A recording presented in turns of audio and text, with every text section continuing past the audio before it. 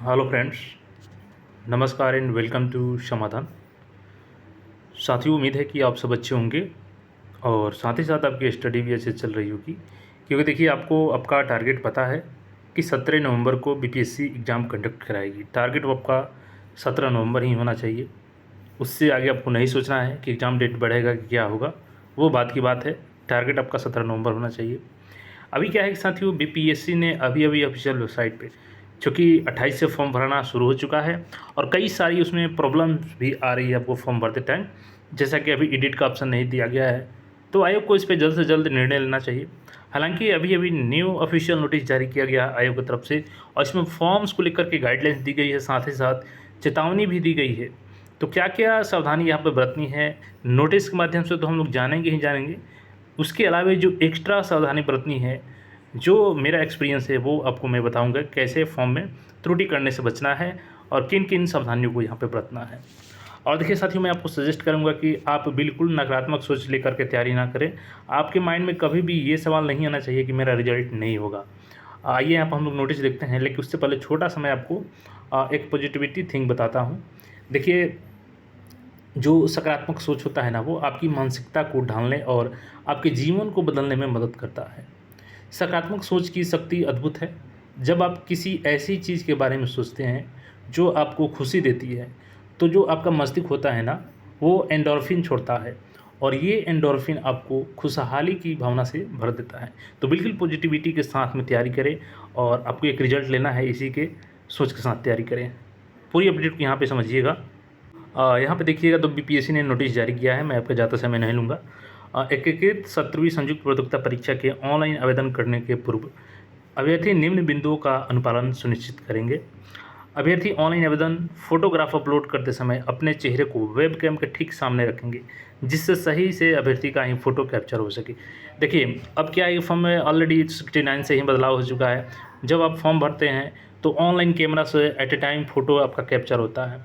तो देखिएगा, पीछे के बैकग्राउंड में बहुत सारे ऐसे कैंडिडेट थे पिछली बार जो कमेंट किए थे कि सर मेरे फ़ोटो के पीछे बैग आ गया है, तो झोला आ गया है, तो कोई कपड़ा आ गया है। तो देखिए, इन सब सावधानी को आपको बरतना है और लाइट कलर दीवार जो हो, खासकर वाइट का भी चुनाव कीजिएगा।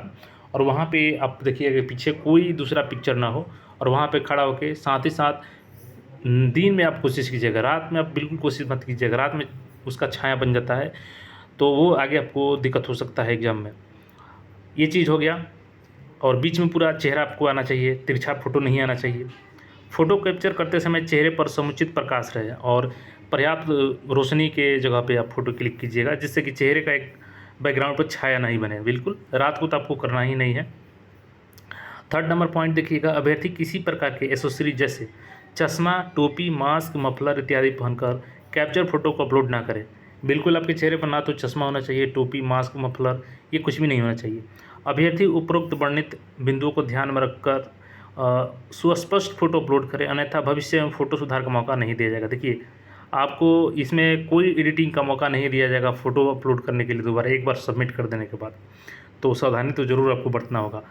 अस्पष्ट, त्रुटिपूर्ण एवं गलत फ़ोटो अपलोड करने की स्थिति में आपका ई एडमिट कार्ड निर्गत नहीं किया जाएगा, जिसकी जिम्मेदारी पूर्णतः अभ्यर्थी की होगी। तो देखिए, जितना आप मेहनत के साथ तैयारी करते हैं, उसमें से थोड़ा सा समय आपको फॉर्म के लिए देना है और सही से आपको फॉर्म फिलअप कर लेना है, क्योंकि पहला स्टेप तो आपका फॉर्म ही है। और ऐसे में अगर थोड़ा सा उसमें त्रुटि कर देते हैं, तो यहाँ पे ई एडमिट कार्ड जो है आपका, हो सकता है कि जारी नहीं करेगा, क्योंकि ऑलरेडी इनका चेतावनी है। वैसे अभ्यर्थी जिनके प्रवेश पत्र पर अंकित फोटो एवं परीक्षा के दौरान बायोमेट्रिक फेशियल रिकॉग्निशन जांच के क्रम में कैप्चर किए गए फोटो में भिन्नता पाई जाती है, तो वैसे अभ्यर्थियों को परीक्षा से वंचित कर दिया जाएगा। अब देखिए, कई ऐसे अभ्यर्थी होंगे जिनका बड़ा बड़ा दाढ़ी होगा, अभी दाढ़ी में फ़ोटो खींच लेंगे और एग्जाम के समय में दाढ़ी बना के चल जाएंगे, या अभी फ़ोटो सिंपल खींच लेंगे, उस समय दाढ़ी बढ़ा के चल जाएंगे। तो इन सब चीज़ों को, छोटा मोटा चीज़ है, इसको ध्यान रखना है आपको। वैसे अभ्यर्थी जिन्होंने दिनांक 29/9/2024 तक आवेदन कर लिया है, उन्हें सूचित किया जाता है कि यदि उपरोक्त बिंदुओं के अनुरूप कैप्चर फोटो अपलोड नहीं है, तो दिनांक 1 अक्टूबर से आवेदन करने की अंतिम तिथि 18 अक्टूबर तक डैशबोर्ड पर उपलब्ध अपडेट फ़ोटो पर जाकर यहाँ पे सुस्पष्ट फ़ोटो अपलोड कर देना है। तो यानी कि जो, चूँकि ऑलरेडी कल से शुरू है, तो आप लोगों ने अगर इसमें आज तक फ़ोटो को कैप्चर कर दिया है, तो आपको एक बार और मौका मिलता है, बाकी अन्य अभ्यर्थियों को मौका नहीं मिलेगा। ये तो हो गया आयोग का चेतावनी। अब यहाँ पे क्या करना है आपको, मैं डॉक्यूमेंट्स को लेकर के बता देता हूँ। देखिए, खासकर प्रॉब्लम कहाँ पे आ रही है, जो ईबीसी अभ्यर्थी हैं, बीसी अभ्यर्थी हैं, यानी कि एनसीएल वाले और ईडब्ल्यूएस वाले। देखिए, आपका सर्टिफिकेट 1 फाइनेंशियल ईयर के लिए वैलिड होता है, और 1 फाइनेंशियल ईयर के लिए वैलिड होता है। तो जो आपका फॉर्म भरना है 18 अक्टूबर, तो 18 अक्टूबर के अंदर में भरते हैं। तो ऐसा नहीं होना चाहिए कि आपका 18 अक्टूबर से पहले ही उसकी 1 साल की वैलिडिटी ख़त्म हो जाती है। और 1 साल की वैलिडिटी कब काउंट होती है, देखिए एज एग्जांपल मान के चलिए कि आपने पिछले साल 2023 में एनसीएल चाहे ईडब्ल्यूएस, जो आज की तारीख है 29 सितंबर 2023 को बनवाया होगा, तो आज ही की डेट 29 सितंबर 2024 को समाप्त हो जाएगी।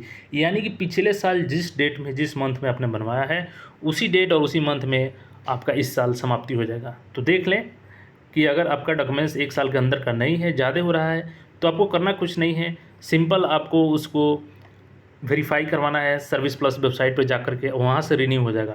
रिन्यू के लिए हालांकि 21 दिन का समय लगेगा, लेकिन आपको करना एक और काम है, ब्लॉक में जाना है और वहाँ पे आप वेरीफाई करवाइएगा जाकर खुद से। तो सेम डे आपको शाम तक मिल जाता है, वेरीफाई करवाने के बाद आपकी ईमेल पे डॉक्यूमेंट्स आ जाता है।